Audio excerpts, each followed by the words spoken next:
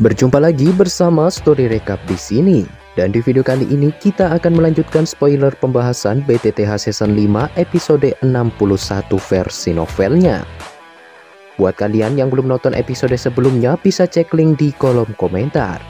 Nah, Mimin juga udah tambahin tingkatan kultivasi di deskripsi video ini supaya kalian gak lupa. Oke, tanpa banyak bacot lagi langsung saja kita kupas pembahasannya.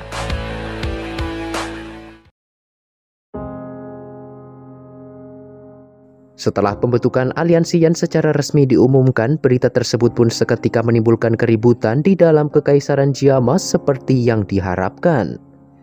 Semua orang tak menyangka bahwa Xiaoyan benar-benar mampu menyatukan seluruh kekuatan besar di Jiama yang bahkan gagal dilakukan oleh Sekte Yunlan. Nah, selama pembicaraan hangat itu terus menyebar luas, Xiaoyan mengabaikan semua itu dan mengurung diri di dalam kamarnya. Dia mempersiapkan diri untuk memurnikan pil obat yang akan memperpanjang umur Xiaoli beberapa tahun ke depan. Namun di situ Xiaoyan harus bisa menyempurnakan pil tersebut dari 2 set bahan obat yang tersedia. Jika sampai gagal, takutnya waktu yang dibutuhkan untuk mencari kembali bahan obat itu tidak akan cukup. Tidak peduli apa yang akan terjadi, Xiaoyan bertekad untuk menyempurnakan pil panjang umur hijau tua itu saat ini juga. Xiaoyan lantas menghirup beberapa tarikan nafas untuk memfokuskan pikirannya. Sesaat setelah itu, Xiaoyan pun mengerahkan api hijau giok dari telapak tangannya dan menyalurkannya ke dalam kuali yang telah dia siapkan sebelumnya. Satu persatu bahan obat yang telah dikumpulkan Xiaoli pun Xiaoyan masukkan ke dalam kuali untuk dimurnikan. Di bawah tekanan api hijau giok yang merupakan gabungan dari 2 api surgawi, bahan obat sekeras dan sekuat apapun akan langsung mencair dalam waktu singkat. Nah, setelah bahan obat pertama yaitu buah hijau tua berhasil dimurnikan menjadi cairan, Xiaoyan pun bergegas melemparkan bahan obat lainnya ke dalam kuali. Beberapa waktu pun telah berlalu sejak Xiaoyan memulai pemurnian itu dan kini semua bahan obat tersebut pun sudah berhasil dimurnikan. Xiaoyan seketika menjadi lebih fokus dan mulai menyatukan cairan obat itu secara perlahan untuk disempurnakan. Namun sayang penyempurnaan pil yang telah Xiaoyan lakukan selama 3 jam itu masih belum berhasil. Dikarenakan kondisi cairan obat di dalam semakin tidak stabil, pada akhirnya kuali yang Xiaoyan kendalikan pun meledak hingga dipenuhi kobaran api. Karena percobaan pertamanya telah gagal, maka Xiaoyan kini hanya memiliki 1 set bahan obat yang tersisa. Meski begitu, berkat kegagalan yang dia alami, pikiran Xiaoyan kini menjadi lebih fokus dari sebelumnya. Dengan cepat ia pun menyelesaikan langkah-langkah yang telah dia lakukan di percobaan pertama dan kembali mencoba untuk menyempurnakan cairan obat tersebut. Xiaoyan pun benar-benar merasa kagum dengan resep yang ditinggalkan gurunya itu. Bahkan di benua Doqi, pil obat yang dapat memperpanjang umur seseorang merupakan barang yang sangat langka. Jika setiap orang memiliki pil ini, maka mereka tidak perlu khawatir lagi untuk menghadapi masa-masa kritis saat menerobos tingkatan yang membahayakan nyawa itu. Sementara pikiran ini masih menguasai hati Xiaoyan, aroma obat yang begitu kuat pun mulai tercium yang menandakan pil tersebut akan segera terbentuk. Meski kegembiraan muncul di hatinya, Xiaoyan tidak berani menurunkan konsentrasinya sedikit pun mengingat ini adalah satu-satunya kesempatan yang dia miliki.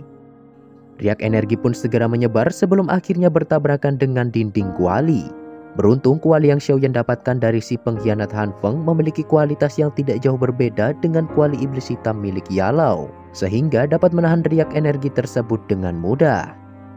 Sesaat kemudian, pil panjang umur hijau tua pun berhasil disempurnakan dan langsung melesat keluar dari kuali. Xiaoyan pun tersenyum lega dan segera menyerap pil tersebut ke dalam botol giok yang telah dia siapkan. Tepat ketika botol giok itu disimpan ke dalam cincin penyimpanan, Xiaoyan sekali lagi merasakan penghalang kelas Do Huang di dalam dirinya. Sepertinya dia akan menerobos saat itu juga. Dikarenakan proses ini akan sangat berbahaya dan membutuhkan ketenangan, Xiaoyan pun harus menemukan tempat yang benar-benar aman agar tidak terjadi kecelakaan sekecil apapun.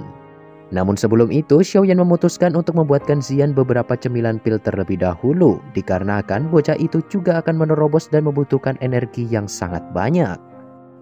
Dalam waktu 1 jam, Xiaoyan pun telah berhasil memurnikan semua bahan obat yang dia siapkan sebelumnya. Setelah dirasa cukup, Xiaoyan pun menyimpan semua itu ke dalam botol giok sembari berjalan keluar dari ruangan. Di tengah perjalanan, Xiaoyan secara tak sengaja bertemu dengan anggota dari Akademi Jianan yang telah berkumpul di halaman klan Xiao.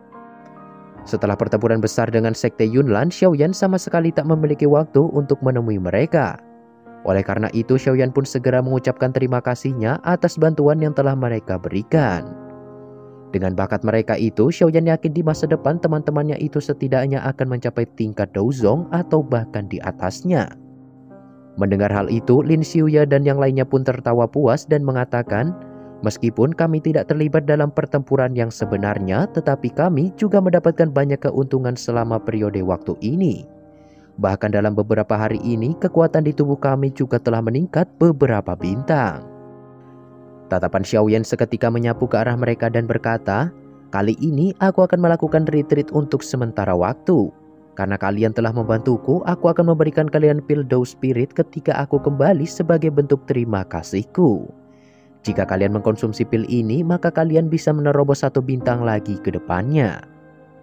Setelah mengatakan itu, Xiaoyan mengalihkan pandangannya ke arah tetua sudut hitam yang juga berada di sana, dan berjanji akan memberikan pil Huang yang perkasa sesuai kesepakatan mereka setelah dia kembali nanti. Perkataan itu pun membuat ketiga tetua sudut hitam itu merasa lega. Namun bagaimanapun juga mereka sudah meninggalkan sarang mereka cukup lama dan harus segera kembali. Mendengar hal itu, Xiaoyan lantas memberitahu bahwa kedua kakaknya juga akan pergi ke sudut hitam untuk mengelola pasukan gerbang Xiao. Oleh karena itu, sepertinya aku masih membutuhkan bantuan kalian di masa depan. Tentu saja mereka bertiga menerima permintaan itu dengan senang hati, mengingat kekuatan besar yang ada di tangan Xiaoyan saat ini sudah cukup untuk memusnahkan mereka dengan mudah. Tak lama kemudian Xiaoding dan Xiaoli pun muncul menemui Xiaoyan setelah mendengar kabar tentangnya yang akan melakukan retreat. Setelah kemunculan mereka, Xiaoyan lalu menatap Xiaoli dan segera menyerahkan pil panjang umur hijau tua kepadanya. Tak hanya itu, dia juga meminta kedua kakaknya itu pergi bersama tetua Yinggu dan yang lainnya jika ingin pergi ke wilayah sudut hitam. Dengan begitu, keamanan mereka akan lebih terjamin. Nah, setelah mengatakan semua itu, Xiaoyan lantas memberitahu bahwa dia akan melakukan retreat di pegunungan Magical Peace. Selain itu, dia juga akan membawa Xian pergi bersamanya. Karena tak ingin membuang waktu lebih lama, Xiaoyan pun segera pamit dan bergegas pergi bersama Xian menuju pegunungan Magical Peace untuk menerobos. Berkat bantuan sayap Dogi, mereka dengan cepat meninggalkan wilayah ibu kota kekaisaran.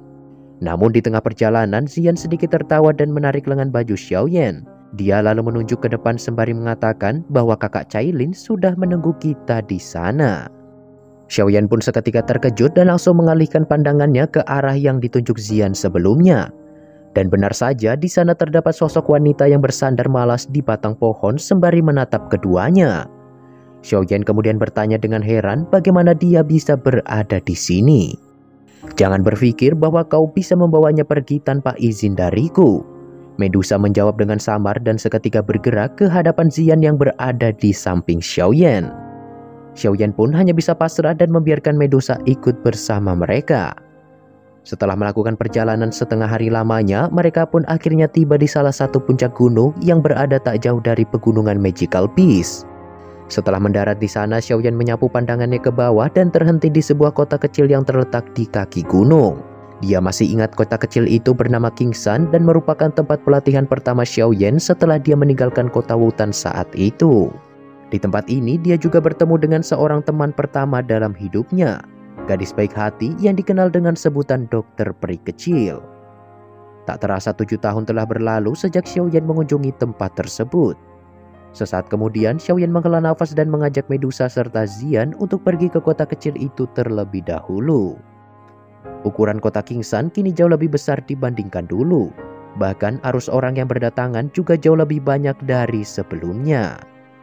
Di situ terdapat beberapa pejalan kaki dan tentara bayaran yang tengah bersiap memasuki pegunungan Magical Peace untuk berburu para monster yang ada di sana.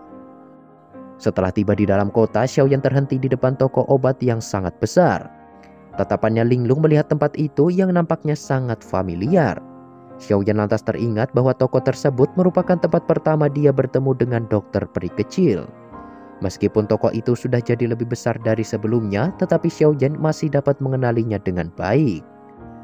Xiaoyan lantas kembali memfokuskan pikirannya dan segera mengajak Medusa dan juga Xian untuk pergi ke tempat tujuan mereka secepatnya.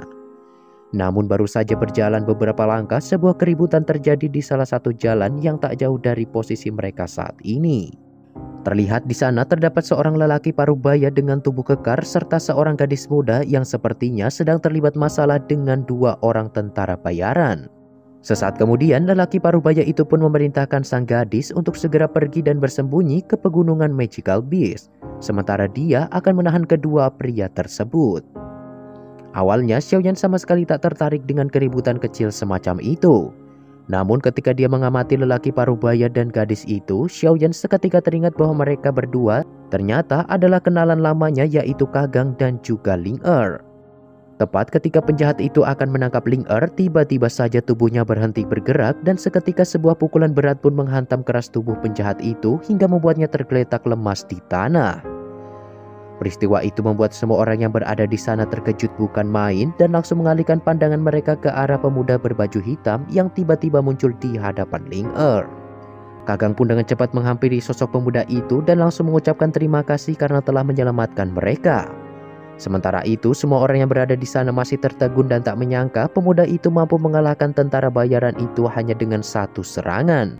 Padahal pria yang terluka itu berada di bintang 3 Dadoushi. Akan tetapi, mereka juga merasa pemuda itu akan mendapatkan masalah ke depannya, mengingat orang yang dia hajar itu merupakan anggota tentara bayaran sarang ular yang mendapatkan dukungan klan He dari kota Black Mark.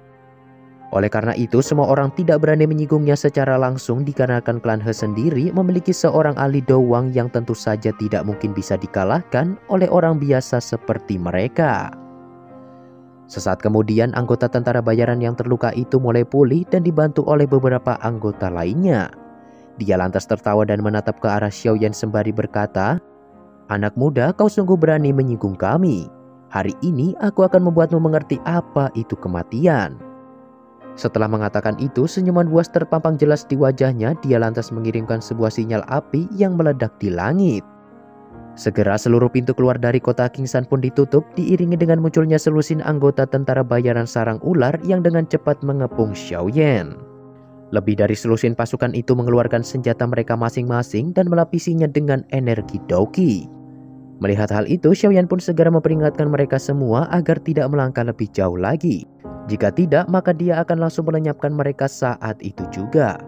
Namun karena peringatan ini sama sekali tak dihiraukan, Xiaoyan pun akhirnya mengeluarkan api surgawi di tangannya dan langsung membakar seluruh pasukan itu menjadi setumpuk abu. Setelah membunuh selusin pasukan itu dalam sekejap, Xiaoyan lantas menghampiri anggota tentara bayaran yang sebelumnya terluka dan langsung melenyapkannya untuk menyelesaikan masalah tersebut. Nah, setelah semua itu berakhir, Xiaoyan kemudian menatap ke arah Kagang dan juga Ling Er. Dia lantas berkata dengan lembut, "Paman Kagang, sudah bertahun-tahun sejak terakhir kali kita bertemu. Tak kusangka kalian masih berada di kota kecil ini sampai sekarang." Mendengar perkataan itu, Kagang dan juga Ling Er pun seketika terkejut. Mereka menatap tajam ke wajah pemuda tersebut dan akhirnya menyadari bahwa sosok pemuda yang ada di hadapannya itu ternyata adalah penyelamat mereka di masa lalu, yaitu Xiaoyan. 搞得鸡飞狗跳的萧炎，哇！